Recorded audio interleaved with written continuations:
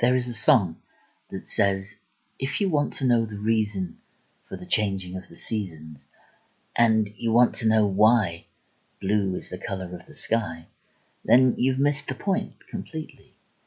A little child smiles more sweetly, 'cause they haven't had time to learn to ask the question why. Well, that's complete garbage, isn't it? If you spent much time with children, you know that why is probably their favourite question, along with how do you know? And it's no coincidence that these are the key questions of science. Because science is the methodology that humankind has created to try to answer those questions, and therefore to meet that fundamental need we have to understand the world around us. And yet, as we grow up, many of us fall out of love with science. In 2019, the Wellcome Trust conducted a survey amongst 11 to 18-year-olds and found that only 41% considered that knowing about science was of any relevance to their lives. And as they went through high school, the number who enjoyed learning about science decreased rapidly. So why should this be? Well, I think there are several reasons. The first is simply that science is hard. Actually doing science makes big demands on your brain and your time.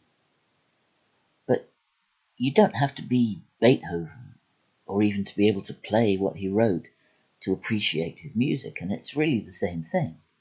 So long as the scientists meet us halfway and make their work as accessible as they can, there is no reason why we can't appreciate it and therefore share in the satisfaction of getting answers to those fundamental questions about the world around us. A second reason is that as our understanding of the world has increased, so too has our ability to exploit and manipulate it. In other words, technology has advanced in the wake of scientific understanding. And this has brought great benefits.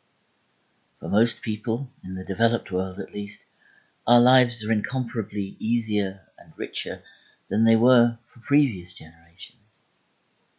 But of course, technology has brought bad things too. Some things which indeed threaten our very existence. And that casts a deep shadow, which for some can seem to cover the whole of science.